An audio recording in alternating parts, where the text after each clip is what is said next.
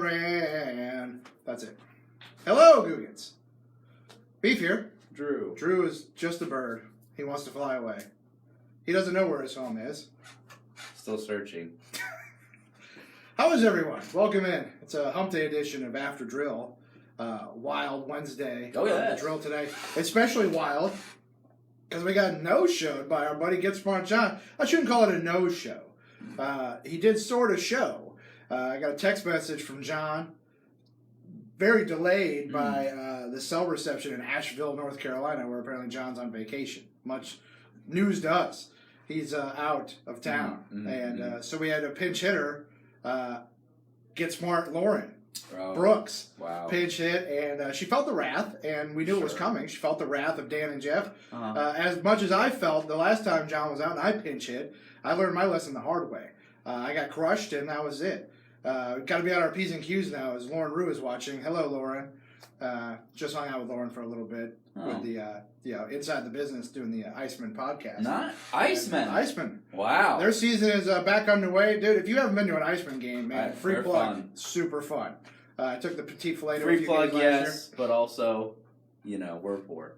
There is that. So if they want to send us some swag tickets, I'm in. You want to put us in the box, not the penalty box, like the luxury box. You know what it is. Free. Sure. You know how we roll. Respect. So off track. Yes. It's Wednesday now. Yes. Of London week. Yes. Jags getting ready for Philly. Not much to report on the Jaguars side of things. Sure. Eli got traded yesterday, but it wasn't that Eli. Right. Eli Apple of the Giants traded to the Saints for a couple draft picks. Meanwhile, Eli Manning is still a Giant, and Blake Bortles is still the Jaguars quarterback. Please, no change there. Please do not tell me you guys want Eli Manning. No, Eli's spent, dude. Eli's done. He's done. Yesterday Nate Burleson floated an idea. I liked this idea. And it caused a lot of conversation. In fact, I think they're getting into it on Jaguars Today this morning as well. Which is also funny, by the way, because a few weeks ago when everybody talked about this particular quarterback, we roasted it and was like, why would I want him? Right. Well, how much things change when you're riding a, 3-game losing streak and your quarterback looks like a 7th grader playing in the NFL. So Nate Burleson, again, this is not based on any kind of fact or inside information. Nate Burleson floated a suggestion. His suggestion was that the Saints would trade Teddy Bridgewater and a second-round pick to the Jaguars for Calais Campbell. Now, Calais is in the second year of a monster deal with the Jaguars. He had a massive year last year. He has not performed at that level this year. No one expected him to, though. But he's played very well, and he is clearly one of the major glue guys in that locker room. He's a guy that everyone in that locker room respects. He's a huge part of this team that's keeping it together. He's the only one big enough to keep Yannick from killing someone. There is that. He's the only Yannick Ngakoue murder preventative measure in the locker room right now. Calais is a great player, and if the season is going to turn, he's going to be a big part of this season turning around. So a trade like that would, although probably satisfy Jag fans who have been clamoring for another option at quarterback, in other ways, it's also a bit of an admission that the season is over. If you trade Calais Campbell for Teddy Bridgewater, you're trading one of your critical defensive pieces for a quarterback with one exploded knee who you hope can be your guy moving forward. Look at it like this, though. Is Calais realistically going to be back next year? I'd say probably not. Well, that's the question. Will Calais be one of the guys who gets the axe? And he should. No, I love Calais. Not saying he should be one of the guys. It's not based on performance. Certainly, it would be entirely a financial decision. It's a financial decision. You got the best production you're ever going to get out of him in year one. He's going to continue trending downwards. That's just the fact. And you sort of knew that when you signed the guy. Sure. Like, you signed him to a 4-year deal. You gave him a lot of money. You knew that your best production was going to be in the first 1-2 years of that deal. And the last couple of years, you're going to hope for some good performance. Last year alone made it worth it. Sure. Calais played better than anybody could have anticipated. Look, we're not advocating for them to get rid of Campbell, okay? But we're commenting on a trade proposal that was made by Nate Burleson, who's with the NFL Network. He proposed this idea. And I'm also telling you that the reason why the Jaguars, as dumb as we all thought the pick was, took Taven Bryan, it was to replace Calais Campbell. Correct. They didn't take him to go in the middle. He's not a run stuffer. He's not there to replace Marcel Darius. I know maybe he might be there in essence to replace Malik Jackson, who probably also is a guy who could be on the chopping block. It's probably one of the two. Right. And, based on performance, it's a mixed bag. Both of those guys played sensationally last year and have played really well again this year, but they're huge dollar guys. Well, you're not going to get rid of Taven Bryan, because of the money. And the you age. used a first-round pick on a guy who's a rookie on your defensive line because, 1, he's young, 2, he's cheap. By the way, there's like a trend that I've noticed a lot with... it's not always the case, obviously. Look at Joey Bosa. He made an impact right away. Sure. But Fowler took him a couple years. Right. Jadeveon Clowney took him... a lot of these big pass rushers who get taken Immediate early... impact, right, isn't there. It's not there. It takes a while. Like, Jadeveon Clowney right now is unstoppable. He's the guy they thought he would be. Right. But the first couple years in the league, he's banged up. He's not doing anything. Right. Everybody kind of forgot about Jadeveon Clowney, the guy who was a freak at South Carolina, right. and just like he's just on that team now. And it's like you watch the Texans play. He had much more to say about that game in Jacksonville this past Sunday than J.J. Watt did. I'll tell you that. Correct. Yeah. Yannick Ngakoue has sort of become that guy for Jacksonville in a lot of ways, although the sack number, hasn't been there, but he's been getting in the backfield, although he got a little aggressive on that Lamar Miller touchdown run and got burned there by, some people think he was maybe sack chasing and might have let that one go by. So it's a hot mess right now, the Jaguars season, and there's still a lot of games left. And that's when the question comes, if you move guys, it's essentially an admission that the season is lost. The only guy I think I would trade for realistically is I again, this is another guy who, if you had told me before the season, I would have argued you to the death about him being better than Bortles, but right now he just is. I would trade for Tyrod Taylor. I would do it. I think it makes sense for this team. I think he's Blake Bortles in the sense that he's got mobility, but he's more mobile than Blake. He's more accurate than Blake, and he also gives you what Kessler gives you in the sense that you think that Kessler won't turn the ball over, even though he did turn the ball over just as many times as Blake did, but nobody wants to talk about that for whatever reason, but that's fine. Yeah, I guess my fear is I don't think he's a significant upgrade either.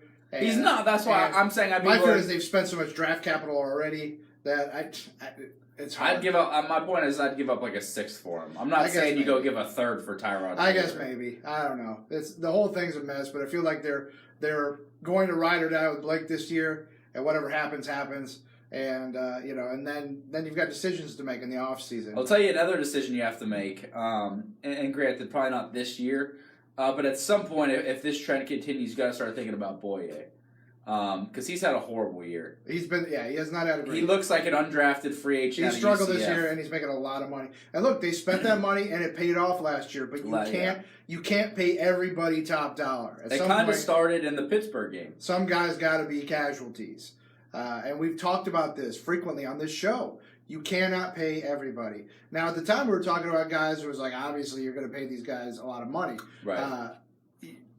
I don't know at this point because we've said that about Yannick and Miles Jack and Jalen Ramsey, who have both in various ways struggled to a degree this year. But now with Yannick, you got to start worrying about, kind of personality issues. Well, sure. A little bit of clashing. Yannick Ngakoue is a very, very aggressive player. Sure. And that personality boils over into the locker room, especially when you're losing. And you love that kind of thing on your team when you're winning, because when everything's going great, then it's all funneled onto the field and it's all positive. But when things are going bad, it starts to look negative, like Sunday after the game when Yannick had to be separated from someone because he was hot. And you saw him on the sideline having to be pulled away from Marion Hobby because he was hot. Again. That's tough. The two guys for sure you got to pay are Miles and Jalen. And then you make a decision on. But a guy right now, Yannick. Jalen's not playing like $100 million corner. Sure, of course. He's not, but he's been banged up, and he's still. Look, again, the guy, and and I don't feel bad for him. I love Jalen. I don't feel bad for him in the least because he does it to himself. You want to talk the talk. This is the kind of the way people are going to look at you when you play. I mean, he's played fine. He has not played like the best corner in the league. No. Like he was ranked preseason. Everybody thought he was going to make this jump to where he was like unstoppable. He's gotten beat a few times. He's missed opportunities on some interceptions. He's played fine. He hasn't played elite. No. He's played fine. And in a lot of ways, that's been Boye. Boye's most of the season played okay. But he's had some real rough patches where he's looked like a liability. And when you're paying a guy that much money, he can't look like a liability. Ramsey has never looked as bad as Boye. No, that's true. Right. I mean, Boye just got, I think, 6 catches for 87 yards on like 7 targets by Will Fuller. I mean, just got burnt up. Yeah, so. It wasn't good. It wasn't good. Sunday was bad on all accounts. It was an ugly day. But we'll see what happens against Philadelphia. News out of Philadelphia, Derek Barnett has to have shoulder surgery, and he's going to be done for the year. So that's, you don't like to see guys hurt, but that's good news for Jacksonville. That's one less pass rusher coming out of Philadelphia. I guess Ramsey needs to talk less and play more. That's who Ramsey is. I don't have an issue with what Ramsey was saying coming off of last season. And by the way, I don't even know what you guys are talking about anymore because he hasn't said anything the last 2 weeks. By the way, somebody tweeted this out, and they're right, and I'm not taking credit for it because it wasn't my observation, but said, we should go back and pour through the GQ article and look very closely at the comments Jalen made about his own quarterback. Because what we're giving him grief about calling out quarterbacks around the league like Matt Ryan and Josh Allen.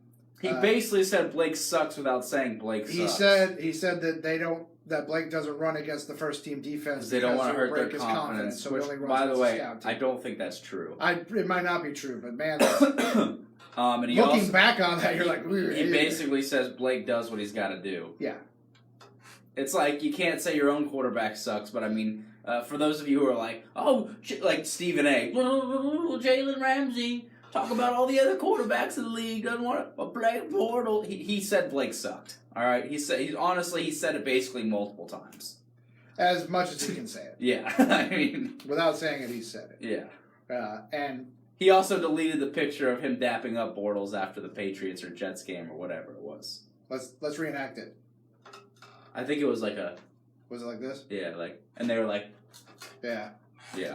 Yeah. Mm-hmm. Those were good times. Remember that? Remember we beat the hell out of the Patriots. Everybody was happy. That's those were fun times. By the way, that's my favorite Jalen. Like incredibly hypocritical Jalen. In the post game of that one, where he's like, "No, hold on now, don't disrespect Blake. He bought all game. Don't talk about Blake like that now." And I'm like, Austin asked a very good question that I can't answer. Why does every quarterback throw a spiral except for Blake? I don't know.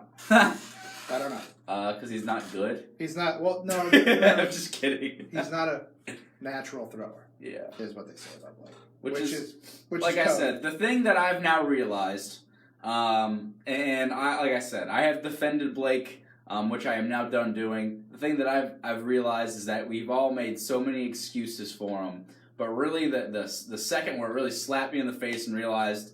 Can't make any more excuses for him is when they brought up that statistic from 2014, and he leads the league in literally every horrible statistical category. Statistic. And you're like, all right, so this guy can play quarterback when you have Leonard Fournette, your wide receivers are getting a lot of separation, and your O-line's playing really well. So basically, he can play quarterback when all his factors are completely perfect. Ideal scenario. Yeah. Ideal scenario. Ideal conditions. Ideal scenario. Guy can play quarterback. Guy can play a little quarterback. Admirably. Yeah. That's not going to happen that often. It's not going to happen that often. It's not happening at all this year. No. And we've seen what's happened. It's look, I don't think, I'm not. I think it's time to move on from the guy. I think you feel the same way. Yeah. I think the ship has sailed. I also think, by the way, that he'll be on the team next year if everybody wants to cut Bortles. I mean, unfortunately. You're not saving. And that's dollars and cents. That's not performance. I mean, you cut him. First off, let him be your backup. Second off, I don't see how that works. I think, I know it's not saving a lot of money, but either Blake's your quarterback and you're dumb, or he's not. I know, but it's like you're only saving $5 million if you cut him. I know, but you can't sign a guy to a mega deal and then tell him he's the backup. It just doesn't work. Yeah. It just doesn't work. I mean, you might be right. That never happens. I don't know what they're going to do. I don't know what they're going to do either. It's just like I said. This is just it's the rash realization that we've all come to that re-signing Bortles and honestly, like I said, I don't think the mistake was in not signing. I always will sit here and say I don't think the mistake was in not signing Kirk Cousins. That to me was not where the Jags went wrong. the Jags went wrong in 2016 by not taking Deshaun Watson. That's my opinion. And again, I also say that by saying, look, you're not in the AFC title game a year ago without Leonard Fournette. So that alone, look, the guy got you to an AFC title game. Let's not act like he's been horrible. All right, he ran for 1,000 yards last year. When he's healthy, he's pretty damn good. Point blank, end of story. But the Jags quarterback situation was so bad, I don't think they had the liability to take a back at 4, especially a back that kind of has glass bones. Yeah, it's tough. So. It's tough, you know. I mean, hindsight's 20/20, and right now, they're picking up the pieces a little bit and trying to figure out what the deal is. And you know, we're gonna find out this offseason just how married to Blake Bortles Dave Caldwell is. We'll see. Well, I actually heard it was a clip from a podcast that I heard yesterday that was talking about when the Patriots and the Jags. Yeah, I heard that. The joint practice. It was basically that Coughlin had been sold. Yeah. That Blake Bortles. That Coughlin was pumping him up. Yeah. Backing up, which by the way is funny because I will tell you one thing I know for an absolute fact: when Tom Coughlin first got to Jacksonville, he was not a Blake Bortles guy. He was not a Blake Bortles guy. I have a feeling if you were able to get a candid comment from Tom now, that you know, in light of recent events, he may once again not be a Blake. Yeah, I mean, if you if you're one of his good buddies and you're like off the record, Tom. Yeah, me and Tom are tight, so I'll get the scoop. He'd probably be like, yeah, what have we done? What have we done? What have we But done? again, my whole point about re-signing, I don't think the Jags had another choice this past offseason. It was either that or go after a guy like Kirk Cousins, which again would have been a huge mistake. Right. We just didn't.